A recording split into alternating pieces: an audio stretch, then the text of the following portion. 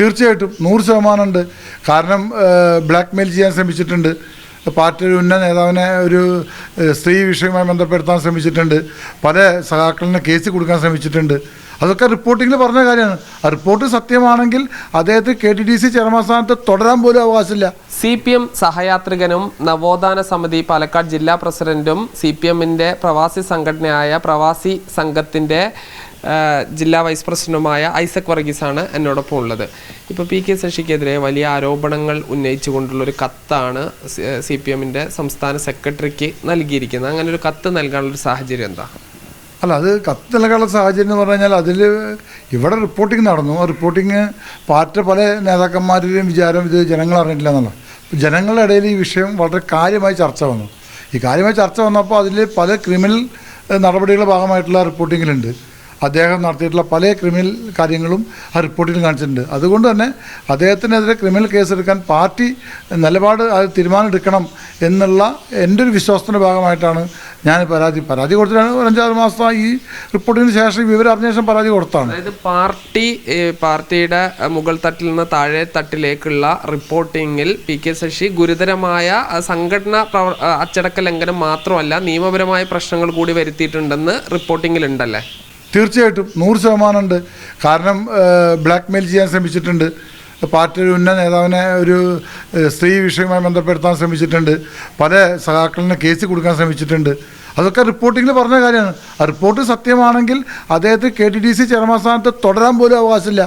ഇത് പറയാൻ പാർട്ടി സഖാക്കൾക്ക് പലർക്കും അറിയാഞ്ഞിട്ടല്ല, അവർക്ക് സാധിക്കില്ല.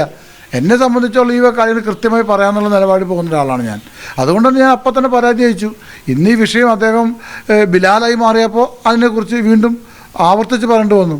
അദ്ദേഹം അത്ര വലിയ സത്യസന്ധനാണെന്നൊന്നും പലർക്കും നിലപാടുണ്ടായിരിക്കും, ഞങ്ങൾക്ക് നിലപാടില്ല. എന്നെ സംബന്ധിച്ച നിലപാടില്ല. പ്രവൃത്തി എന്ന് പറഞ്ഞാൽ ഈ ബ്ലാക്ക് മെയിലിംഗ് ആണോ, വേറെ എന്തെങ്കിലും ഉണ്ടോ? ഒത്തിരി സാമ്പത്തിക ഇടപാടുകൾ മൂപ്പര് നടത്തിയത് കോളേജുമായി ബന്ധപ്പെട്ടും അദ്ദേഹം പല നിയമനങ്ങൾ നടത്തിയുമായി ബന്ധപ്പെട്ടും ബാങ്കായി ബന്ധപ്പെട്ടൊക്കെ അദ്ദേഹത്തിനെതിരെ റിപ്പോർട്ടിന് കൃത്യമായി പറഞ്ഞിട്ടുണ്ട്. ഇത്രയും കാര്യങ്ങൾ പരസ്യമായി സംസ്ഥാന സെക്രട്ടറിയും ജില്ലാ സെക്രട്ടറിയും മറ്റു ഉന്നത സഖാക്കൾ അറിഞ്ഞിട്ടുള്ള ഒരു തയ്യാറാക്കിയിട്ടുള്ള റിപ്പോർട്ടിങ് പുറത്തു വരിക.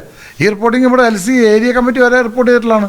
അപ്പോൾ അങ്ങനെ റിപ്പോർട്ടിങ് നടന്നതിൽ മുഴുവൻ ക്രിമിനൽ പശ്ചാത്തലമുള്ള പല കാര്യങ്ങളുണ്ട്. പാർട്ടി അന്വേഷിച്ചുകൊണ്ട് മാത്രമേ തീരില്ല. ഇത് അദ്ദേഹത്തിനെതിരെ നിയമ നടപടി സ്വീകരിക്കാൻ പാർട്ടി തീരുമാനമെടുക്കണമെന്നുള്ളതാണ് എൻ്റെ അഭ്യർത്ഥന. അതൊരു പാർട്ടി ശക്തനായൊരു അനുഭാവി. അതെനിക്ക് ആരുടെ ലൈസൻസും വേണ്ട. ഞാൻ പാർട്ടിക്കാരനാണെന്ന് എനിക്ക് വിശ്വാസമുണ്ട്. അതുള്ള കാലം വരെ ഇവ കാര്യങ്ങൾ തുറന്നു പറയാറുണ്ട്.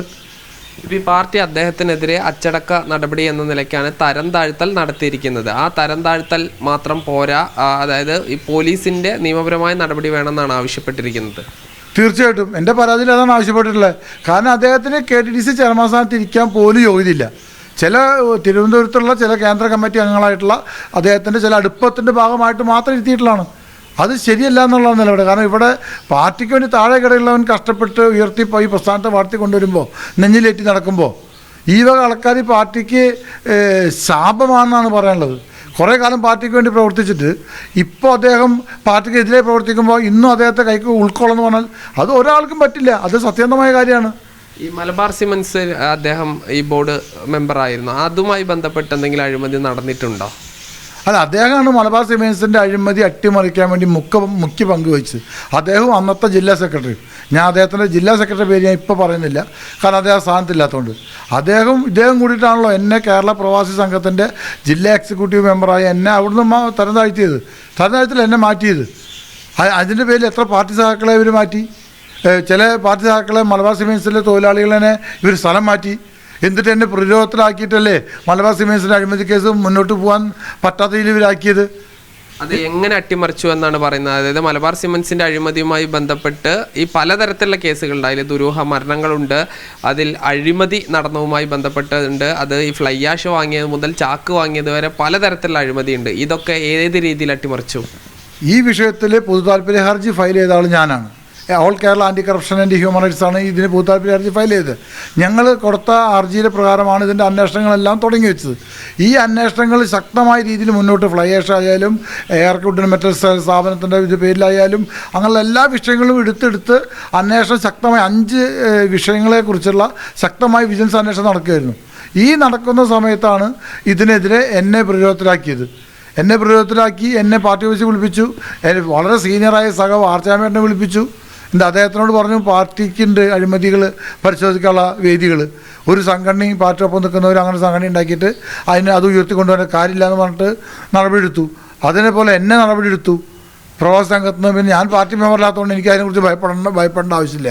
പക്ഷേ പാർട്ടി സഹാക്കളെ പലവരും മെമ്പർഷിപ്പിൽ നിന്ന് മാറ്റി, പലവരും സ്ഥലം മാറ്റി, ചേർത്തല യൂണിറ്റിലേക്ക് മാറ്റി. അങ്ങനെ മൊത്തം പ്രതിരോധത്തിലാക്കിയിട്ടാണ് എൻ്റെ ആ വിഷയം അവസാനിപ്പിക്കാൻ വേണ്ടി മുഖ്യ പങ്ക് വഹിച്ചതിൽ ഏറ്റവും വലിയ സൂത്രധാരൻ പി കെ ശശി. അതായത് നേരിട്ടില്ലേ ഇതിലിടപെട്ടതും നടപടിയെടുത്തും. പിന്നീട് മലബാർ സിമെൻസിൻ്റെ കേസിൽ ഇപ്പോൾ കൊടുത്ത കേസുകളല്ലാതെ പുതിയ കേസുകൾ ഞാൻ കൊടുക്കില്ല എന്ന് തീരുമാനിച്ചപ്പോഴാണ് അദ്ദേഹം എന്ത് നിലപാടെടുത്ത് എന്നെ തിരിച്ച് അതേ പോസ്റ്റിൽ കൊണ്ടുവന്ന്. അതും ഈ പി കെ ശശി അല്ലേ? അപ്പോൾ പി കെ ശശി വെള്ളപൂശേണ്ട ആളാണോ? ഇതാണ് എൻ്റെ ചോദ്യം. അതായത് മലബാർ സിമൻസിന്റെ ഈ കേസുകൾ അട്ടിമറിക്കാൻ നിങ്ങൾ അന്വേഷണവുമായി ബന്ധപ്പെട്ട് പരാതികൾ നൽകിയപ്പോൾ ഈ പാർട്ടിക്ക് തന്നെ അതിനെ അന്വേഷിക്കാൻ സംവിധാനം ഉണ്ടെന്ന് പറഞ്ഞ നേതാവ് ആരാ? അത് പി കെ ശശിയാണ്. പാർട്ടിക്ക് അങ്ങനെ സംവിധാനം ഉണ്ടെന്ന് അന്നത്തെ ജില്ലാ സെക്രട്ടറി മുന്നിൽ വെച്ച് പി കെ ശശിയെ പറഞ്ഞത്. അങ്ങനെയാണ് പാർട്ടി സഹാക്കളെ ഭീഷണിപ്പെടുത്തിക്കൊണ്ടിരുന്നത്. പക്ഷേ ഇപ്പുറത്ത് വ്യവസായ വകുപ്പ് അന്നത്തെ വ്യവസായ വകുപ്പ് മന്ത്രിയും അന്നത്തെ നിയമവകുപ്പ് മന്ത്രി AK ബാലട്ടൻ അവരൊക്കെ ഈ സമരം, ഈ അഴിമതിക്കെതിരെയുള്ള പോരാട്ടം തുടരണം എന്നുള്ള അഭിപ്രായക്കാരായിരുന്നു. അന്ന് ഞാൻ വ്യവസായ മന്ത്രി പേര് പറയാൻ ആഗ്രഹിക്കുന്നില്ല. ഈ മന്ത്രിമാരൊക്കെ അവരുടെ ഓഫീസിൽ നിന്ന് എല്ലാ സപ്പോർട്ടും പിന്തുണയുണ്ടായിരുന്നു.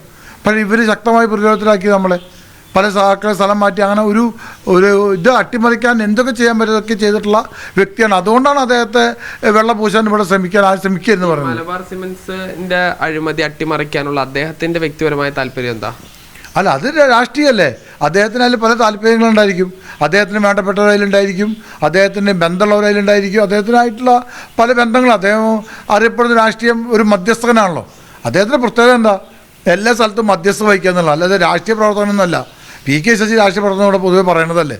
കൃത്യമായിട്ട് മധ്യസ്ഥ വഹിച്ച് ഭീഷണിപ്പെടുന്നവരെ ഭീഷണിപ്പെടുത്തി സെറ്റിൽമെൻറ്റ് ചെയ്യുന്നതിൽ മുഖ്യ പങ്ക് വഹിക്കുന്ന ആളാണ് പി കെ ശശി. അത് എനിക്കറിയാം, അത് ആ നാട്ടുകാർക്കും അറിയാം. അദ്ദേഹം പോയി കോൺഗ്രസുമായിട്ട് ചർച്ച നടത്തിയെന്നൊക്കെയാണ് പറയുന്നത്. നിങ്ങൾ പോയി മണ്ണാർക്കാടിന് സമീപത്ത് തന്നെ താമസിക്കുന്ന ഒരാൾ എന്ന നിലയ്ക്ക് അത്തരം എന്തെങ്കിലും വിവരങ്ങളുണ്ടോ? തീർച്ചയായിട്ടും അദ്ദേഹത്തിന് കോൺഗ്രസിലേക്ക് അദ്ദേഹം വരാൻ ആഗ്രഹിക്കുന്നുള്ള പല കോൺഗ്രസിൻ്റെ എൻ്റെ സുഹൃത്തുക്കളായ പല കോൺഗ്രസ്സുകാരും എന്നോട് സൂചിപ്പിക്കേണ്ടതുണ്ട്. കൃത്യമായി ഫോൺ സംഭാഷണം പോലും എൻ്റെ അടുത്തുണ്ട്. അങ്ങനെ ഒരു ചർച്ച ഞങ്ങൾ നടത്തിയിട്ടുണ്ടെന്നുള്ളത് നേതാക്കന്മാർ പറഞ്ഞിട്ടുള്ള അണികൾ എന്നോട് പറഞ്ഞിട്ടുണ്ട്. നമുക്ക് കോൺഗ്രസ് ബന്ധമുണ്ട്, അദ്ദേഹത്തിന് ഒറ്റപ്പാലം സീറ്റ് അദ്ദേഹത്തിന് കൊടുക്കണമെന്നും, അപ്പോൾ ഷൊർണൂരും തൃത്താലയും മറ്റുള്ള സീറ്റുകളൊക്കെ പിടിച്ചു തരാമെന്നും, അല്ലെങ്കിൽ ഷൊർണൂർ കൊടുത്താൽ മതി, ഒറ്റപ്പാലം പിടിച്ചു തരാം. പി കെ ശശി വിചാരിച്ച ഈ കേരളത്തിൽ ഒരു സീറ്റും പിടിക്കാൻ പറ്റില്ല. അത് കോട്ടയം സമ്മേളനത്തിൽ സഖാവ് പിണറായി വിജയൻ പറഞ്ഞ ഒരു കടൽ തിരമാലയെക്കുറിച്ചുള്ള കഥയുണ്ട്. അത് പി കെ ശശി ഒരു പ്രാവശ്യം ഇരുന്ന് കേട്ടാൽ അദ്ദേഹത്തിന് മനസ്സിലാവും പാർട്ടിയിൽ നിന്ന് പോയാൽ പി കെ ശശി ഇവിടെ വെറും 0 ആണെന്ന്. അതിന് മേലെ ഒരു ക്വാളിറ്റിയും പി കെ ശശിക്കില്ല. ഇപ്പോൾ ഈ മുഖ്യമന്ത്രിയുമായിട്ട് നിങ്ങൾക്ക് വ്യക്തിപരമായ ബന്ധം തന്നെ ഉണ്ട്. അപ്പോൾ ഈ KTDC ചെയർമാൻ സ്ഥാനം അടക്കം അദ്ദേഹത്തിന് മാറ്റണം എന്നാവശ്യപ്പെട്ട് പാർട്ടി സെക്രട്ടറിക്ക് പരാതി കൊടുത്തവർ മുഖ്യമന്ത്രിക്ക് ഏതെങ്കിലും തരത്തിൽ പരാതി കൊടുക്കുകയോ അല്ലെങ്കിൽ നേരത്തെ കൊടുത്തിരുന്നോ അല്ലെങ്കിൽ ഇനി കൊടുക്കുമോ? ഞാൻ നവോത്ഥാന സമിതിയുടെ ജില്ലാ പ്രസിഡന്റ് നിലയ്ക്കും അല്ലാതെയൊക്കെ ആയിട്ട് മുഖ്യമന്ത്രി ഓഫീസുമായിട്ടൊക്കെ എനിക്ക് ബന്ധങ്ങളും പരിചയങ്ങളൊക്കെ ഉണ്ട്.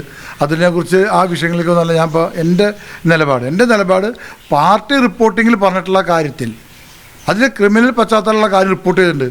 അത് സത്യമാണെങ്കിൽ ജാമ്യമില്ലാത്ത വകുപ്പിൽ കേസ് എടുക്കേണ്ടതാണ്. അതെടുക്കാൻ പാർട്ടി തയ്യാറാവുന്നതാണ് എൻ്റെ അപേക്ഷ. ഈ പാർട്ടി ഇനി ഇത് പോലീസിനെ റിപ്പോർട്ട് ചെയ്തില്ലെങ്കിൽ നിങ്ങൾ തന്നെ ഈ പോലീസ് നിയമ നടപടികളുമായി മുന്നോട്ട് പോകുമോ? തീർച്ചയായിട്ടും നിയമ നടപടികളിൽ നിന്നുള്ളതല്ല നമ്മൾ ഉദ്ദേശിക്കുന്നത്. ഈ വിഷയത്തിൽ പാർട്ടി ഇതിൻ്റെ നിലപാടെടുക്കേണ്ട അവസ്ഥയിലേക്ക് കാര്യങ്ങൾ എത്തും എന്നാണ് ഞാൻ പ്രതീക്ഷിക്കുന്നത്. ഇല്ലെങ്കിൽ ഈ വിഷയം പുറത്ത് പബ്ലിക് അറിയട്ടെ. എന്തൊക്കെയാണ് പി കെ ശശി പാർട്ടിയോട് ചെയ്ത് പാലക്കാട് ജില്ലയിൽ നിന്നുള്ളത് ജനം അറിയട്ടെ. എന്നിട്ട് ജനം തീരുമാനിക്കട്ടെ. ഇലക്ഷൻ വരാൻ പോവല്ലേ, എല്ലാവരും എല്ലാ കാര്യവും ശ്രദ്ധിച്ചുകൊണ്ടിരിക്കുന്ന സമയമല്ലേ. അതുകൊണ്ട് പി കെ ശശിക്ക് KTDC ചെയർമാൻ സ്ഥാനത്ത് തുടരാനോ പാർട്ടിയിലെ മെമ്പർഷിപ്പിലിറ്റി പോലും തെറ്റാ. അത് പി കെ ശശി പാർട്ടിക്ക് വേണ്ടി ആദ്യകാലത്ത് കഷ്ടപ്പെട്ട നേതാവ് എന്ന നിലയ്ക്കായിരിക്കാം ഒരു പക്ഷേ ഇവർ നിലനിർത്തിയാണ്. പക്ഷേ പി കെ ശശിന് യോഗ്യത ഇല്ല എന്നാണ്. ഇനിയും കുറേ കാര്യങ്ങൾ എനിക്ക് പറയാനുണ്ട്. പക്ഷേ ഞാനിപ്പോൾ പറഞ്ഞാൽ അത് അന്തരീക്ഷം മോശമാക്കണ്ടെന്ന് കരുതിയാൽ പറയാത്തത്. കാരണം പല കേസുകൾക്കും സംസാരിക്കാൻ പോയിട്ടുള്ള വ്യക്തി എന്ന നിലയ്ക്ക് എനിക്കറിയാം ഇതെന്തെല്ലാം വിഷയങ്ങൾ ഇനി പറയാനുള്ളത്. പക്ഷേ ഞാൻ അതിലേക്കൊന്നും കടക്കില്ല എന്ന് മാത്രം. എന്തായാലും ഐസക് വർഗീസിന്റെ പരാതിയിൽ CPM പുതിയ പശ്ചാത്തലത്തിൽ ഏതെങ്കിലും തരത്തിലുള്ള നടപടി എടുക്കുമോ എന്നുള്ളതാണ് ഇനി കാത്തിരുന്ന് കാണാനുള്ളത്. സാജിദ് അജ്മൽ, മീഡിയ 1, പാലക്കാട്.